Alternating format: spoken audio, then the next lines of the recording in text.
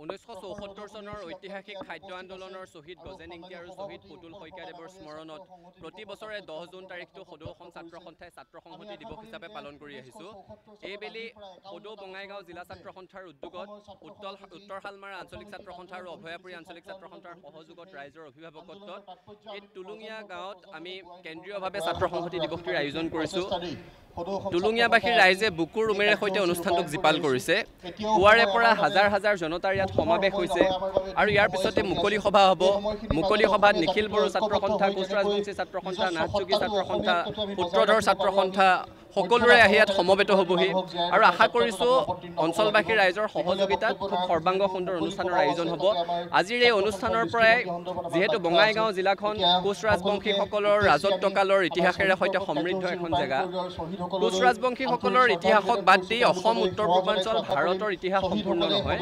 মহাৰাজ নৰনাৰায়ণৰ ৰাজত্বকালটোক বাদ দি অসমৰ ইতিহাস সদায় আধৰুৱা আৰু যিগৰাকী মহাৰাজ নৰনাৰায়ণে শ্ৰীমন্ত শংকৰদেৱ গুৰুজনাক, মাধৱদেৱ গুৰুজনাক, অনন্ত কণ্ডলীক, ৰাম সৰস্বতীক তেওঁলোকে পৃষ্ঠপোষকতা কৰিছিলে, যিগৰাকী মহাৰাজ নৰনাৰায়ণে সমসাময়িক সময়ৰ কোনো শক্তি নাই যাক পৰাভূত কৰা নাছিলে, যিগৰাকী মহাৰাজ নৰনাৰায়ণে মুদ্ৰা নীতিৰ প্ৰচলন কৰি নাৰায়ণী মুদ্ৰাৰ জৰিয়তে কেৱল ব্ৰহ্মপুত্ৰ উপত্যকাই নহয় ভূটান, উত্তৰ-বংগ পৰ্যন্ত মুদ্ৰা নীতিৰ প্ৰচলন ঘটাইছিলে, যি নিজৰ বিদ্যায়তনিক যাত্ৰাৰ কাৰণে কাশী পৰ্যন্ত গুচি গৈছিলে, সেইগৰাকী মহান মহাৰজাৰ নামত বঙাইগাঁও জিলাত এখন ৰাজ্যিক বিশ্ববিদ্যালয় স্থাপন কৰিবৰ কাৰণে আমি ইয়াত চৰকাৰক দাবী জনাইছোঁ আৰু এই দাবী আমি চৰকাৰৰ ওচৰলৈ কঢ়িয়াই লৈ যাম। বঙাইগাঁওবাসীৰ ৰাইজৰ অভিভাৱকত্ব আশীৰ্বাদ কামনা কৰিছোঁ। চাওক, সদৌ অসম ছাত্ৰ সন্থাই 1979 চনৰ পৰা কৈ আছে অসমত বিদেশী আছে, বিদেশী বহিষ্কাৰ কৰক। 6 বছৰীয়া দীঘলীয়া এটা আন্দোলন, 860গৰাকী শ্বহীদ, তাৰ পিছতো লুইতৰ বুকুৰেদি বহু পানী বৈ গ'ল। এটা দীঘলীয়া সময় NRCৰ নামত সংগ্ৰাম হ'ল। NRC এখন উন্নীত হ'ল, 19 লাখ মানুহৰ নামহে কেৱল বাদ পৰিল। সেইটোত আমি সন্তুষ্ট হোৱাই নাই। গতিকে অসমত যে লাখে লাখে বিদেশী আছে সেই কথাটো খাটাং আৰু বিদেশীকটো ইয়াত মোবাইল দি থাকি লাভ নাই। খেদিব লাগে, যি ধৰণেৰে খেদিব পাৰে সেই ধৰণেৰে খেদিব লাগে। আমি আগৰ পৰাই কৈ আছোঁ যে ভাৰত বাংলাদেশ সীমান্ত, ভাৰত পাকিস্তান সীমান্তৰ লেখীয়া নিৰাপত্তাৰ ব্যৱস্থা কৰিব লাগে। উন্মুক্ত ভাৰত বাংলাদেশ সীমান্তৰেদি যে কেৱল অবৈধ অনুপ্ৰৱেশকাৰী আহিছে এনেকুৱা নহয়, তাত মৌলবাদী আহিছে, জেহাদী আহিছে, ইয়াত সন্ত্ৰাসবাদীৰ ঘাটি স্থাপন কৰিছে, এইবোৰ কথা চোৰাংচোৱা সংস্থাই ৰাজহুৱা কৰা কথা।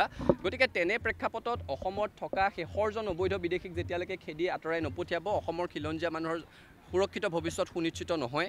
আৰু সেইকাৰণে আমি দাবী জনাব বিচাৰিছোঁ, ভাৰত পাকিস্তান সীমান্তৰ লেখীয়াকৈ ভাৰত বাংলাদেশ সীমান্ত কটকটীয়াকৈ চিল কৰক।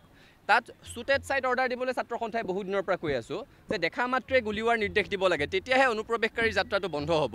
আৰু অসমত NRC উন্নীত কৰিব লাগিব। NRCত বহু বিদেশীৰ নাম সোমাই গৈছে। গতিকে ইতিমধ্যে আমি সদৌ অসম ছাত্ৰ সন্থাই উচ্চতম ন্যায়ালয়ত আবেদন দাখিল কৰিছোঁ যে NRCখনৰ পুনৰ পৰীক্ষা হ'ব লাগে।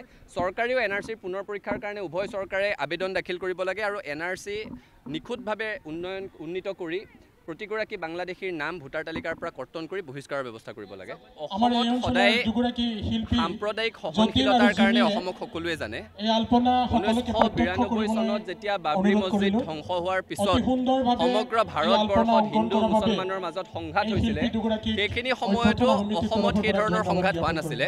বৰঞ্চ হাজো অঞ্চলত হিন্দু মুছলমান উভয়ধৰ্মী ৰাইজে লগ লাগি মণিকোট শোভাযাত্ৰা, সমন্বয় শোভাযাত্ৰা বাহিৰ কৰিছিল। হিন্দু মুছলমানৰ ঐক্য সম্প্ৰীতিৰ নিদৰ্শন সমগ্ৰ ভাৰতবৰ্ষক দি দিছিলে। গতিকে অসমৰ সমৃদ্ধ ইতিহাসটো কোনো কাৰণতে চেকা লাগিব নোৱাৰিব। চৰকাৰে কঠোৰভাৱে ব্যৱস্থা ল'ব লাগে।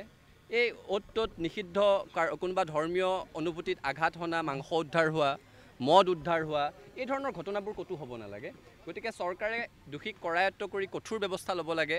আৰু এনে ঘটনাসমূহ আমাৰ সন্দেহ হয় যে সাম্প্ৰদায়িক অনৈক্যৰ সৃষ্টি কৰিবৰ কাৰণে এছামে পৰিকল্পিতভাৱে এনেকুৱা কাম কৰিছে। অসমৰ ৰাইজ এতিয়া সচেতন, ৰাইজ সাম্প্ৰদায়িক সহনশীলতাত বিশ্বাসী, ৰাইজ সকলো একেলগে মিলিজুলি খিলঞ্জীয়া মানুহেৰে সৈতে বৃহৎ অসমীয়া জাতি গঢ়াত বিশ্বাসী। গতিকে অসমৰ ৰাইজে তেনেকুৱা সাম্প্ৰদায়িক অনৈক্য সৃষ্টি কৰিব বিচৰা অপশক্তিক প্ৰশ্ৰয় নিদিয়ে। আমি চৰকাৰক আহ্বান জনাম যে এনে ব্যক্তিক চিনাক্ত কৰি কৰায়ত্ব কৰি কঠোৰ শাস্তি বিহিব লাগে।